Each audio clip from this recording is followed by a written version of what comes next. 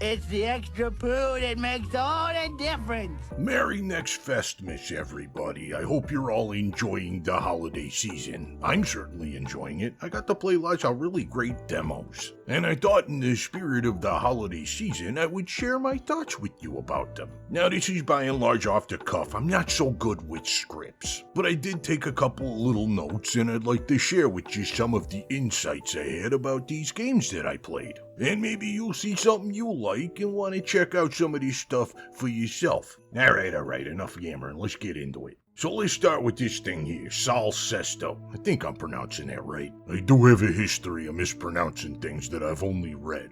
Anyway, this is a delightful little strategy game. Got a lot of probability play in it. It works in kind of an interesting way I've not seen in any other games yet. The basic gist is you have a certain percent chance of hitting anything within a section of 4 squares. Some of them are good, some of them are bad. What's really nice about Sal-Cesto, though, is it has this really cute way of letting you know what your odds are at any given time. You get all the info you need to make an informed decision, and it's presented in a way that's equal parts clear and stylistic. In my head, I'm kind of calling it grimsicle, cause it's grim, but it's also whimsical. Webster's dictionary make those checks payable to, me. But yeah, I just love the art direction in this thing. Everything's got fun little animations, and it's just a little bit gross, but also a little bit old-timey. It's like if your tarot cards were trying to tell you a Goosebumps story. Lots of little wiggly bits, just a hint of ew, but also oddly cute in a way. Now, the demo only lets you play up to the end of the first dungeon, and it does give you a little taste of the progress tree mechanic. So all in all, this is the way a demo should be. Got me wanting more.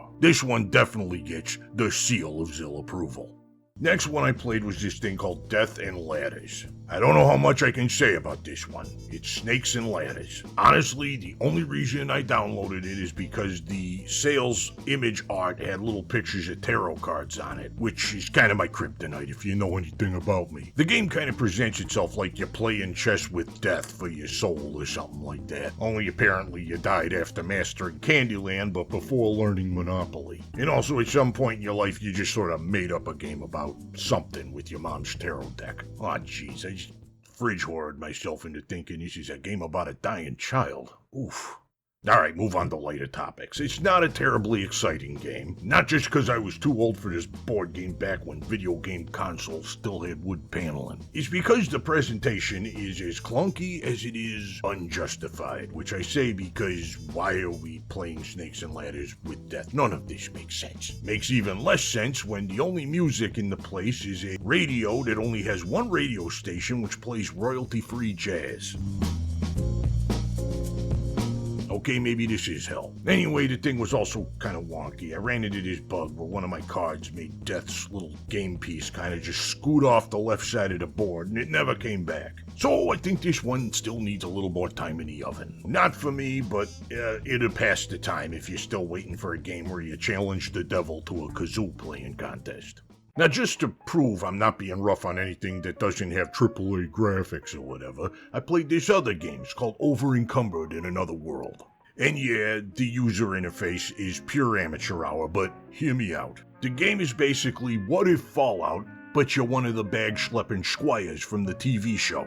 And also the inventory now works like Backpack Hero. It's a neat idea, I kinda got into it. There's this game I talked about in an earlier video called God of Weapons. It does this exact same inventory puzzle. Well, I say exact same because this particular game, this Encumbered in Another Bumbled or whatever, this game has an extra aspect to it. See, like for example, you can consolidate the ammo by putting it into the guns. And sometimes you gotta solve these little chicken corn wolf puzzles, revolving around the health and radiation damage of the knight that you're helping out. So like you can bring their health back by feeding them food, or, take their rads down by using one of the rad-away things. And sometimes you gotta give them irradiated food so they get a little bit of radiation damage, so then you can take away one of the rad things. It's clever, and it adds a little extra edge to this game that I think it needs. What I don't think it needs is this butthead recruit button in every minute and a half or so to let me know what my job is. Look at all the items. Yeah. Get them in the bag. I know. Just Be careful with that nuke recruit. Yes, I am aware of this. Get them in the back. Or you were just asking to get mauled by a Yao Guai. Anyway, this chatty Cathy here won't shut up. But considering there's really no consequences for mucking up a puzzle, it really is the closest thing this game has to any sort of fail state. You want to work fast, so you don't have to listen to Recruit. All in all, I ended up playing it through in under 30 minutes, and I could definitely go for seconds on this one. So this gets a seal of Zill approval. Let's see, I also played this thing called Hardcore Circus. Got this screen that pops up at the beginning. It's all like, ooh, this game is so hard. No, we really mean it. It's gonna be so hard. Oh, you don't even know it's so hard. And you know what? They're not wrong. But I think they're wrong about why they're not wrong. You're basically this little tubby guy here that's an acrobat, and you're using like trampolines and little swinging rings and all this other stuff to get through this giant obstacle course in hell. Alright, I'm with you so far. I can dig it. I have often wanted to live the fantasy of being a circus acrobat without having to lose any of my gorgeous gut. But here's the thing, this is supposed to be a precision platformer. Says it in the Steam tags, says it in the game description, precision platformer. So I really have to ask, is it fair to expect precision from the player when your own controls don't give them that precision? These controls just feel soapy, drifty, just plain off. Like you try to stop your little guy and he still drifts forward a couple of steps. It asks for more than it gives. Furthermore, I am not a fan of claiming your game is difficult when all the difficulty comes from hazards and setups that you have no way to scout. If I have to learn what's going to kill me by dying to it at least once, it's not a fair challenge. Look, have you ever seen the show Cutthroat Kitchen? I agree, it's harder to make french fries after Alton Brown replaces your knives with prison shanks, but then when he tapes your potatoes to the inmate he stole those shanks from, and then doesn't tell you that he's also hidden bombs inside the potatoes, that is not a fair scenario. But all that aside, I am gonna say I actually like the look of the thing. It's not nearly as obnoxious as Bennett Foddy's sexy hiking simulator with the guy in the pot and the hammer or whatever. And it's entirely possible that playing this game before lunch was part of the reason I didn't like it. Never play hangry. So who knows, I might give this one another try when I'm in less of a grouchy mood. Gonna mention a couple others real quickly because I don't feel like there's a ton to say about them. One of them was this game called Max Manos. I'm gonna give this one a seal of Zill approval actually because it was sort of a fun little opposite world idle clicker in that you are moving the mouse actively but you're not doing any clicking. I swear I've played other games like this before but they didn't have quite this pleasant a presentation, so I am probably gonna get the full version of this when it comes out. Let's see, I also played Dead Pixels 2. I don't think I played the first one, the name sounds familiar. As do the names on these movie posters over here I saw in the background. I actually played the first Bleed, it was pretty good. Played it all the way through. Anyway, this game reminds me of a lot of other games in more ways than just this. But I felt like it didn't have a whole ton to offer on its own. Your mileage may vary, it wasn't an unfun experience. I just don't feel compelled to get the full game based on the demo, that's all.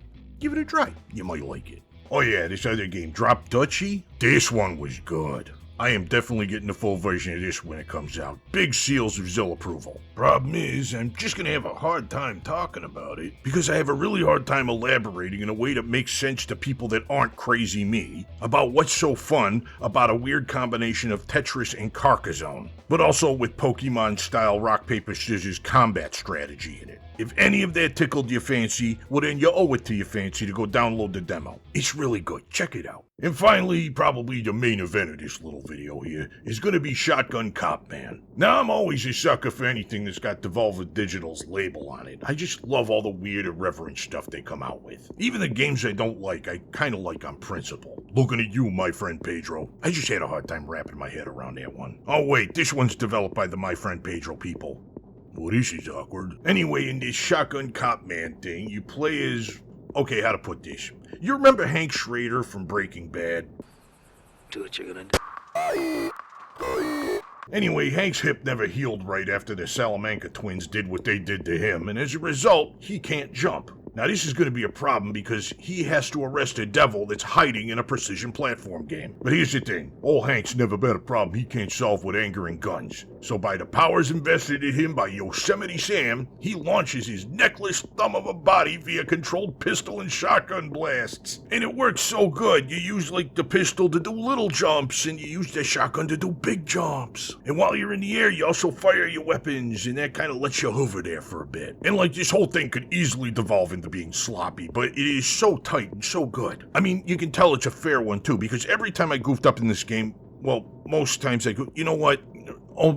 6 to 8% of the times I goofed up in this game, I knew it was my own fault. The rest was my stupid controller. But it wasn't the controls themselves that was bad, is the point I'm making. They're very tight and responsive, and you only drift when you're on an incline, and you're supposed to drift. See, Hardcore Circus, this is how you make a difficult but fair precision platform without hobbling the controls. Also, note to self, buy a new controller. Anyway, the only reason I stopped playing it after the first set of levels is because I want to buy and binge this entire game from start to finish when it comes out. This is my biggest, shiniest seal of Zill approval in the video. Oh, and those that have been following me for a bit, you might be asking, why didn't I play the demo for Wander Stop? Well, it turns out that the progress from the demo doesn't carry over to the full version, and I'm not trying to get myself spoiled. So I'm just going to wait until the full game comes out to play that one. But I'm still very much looking forward to it, Mr. Davey Redden. Reading, sorry.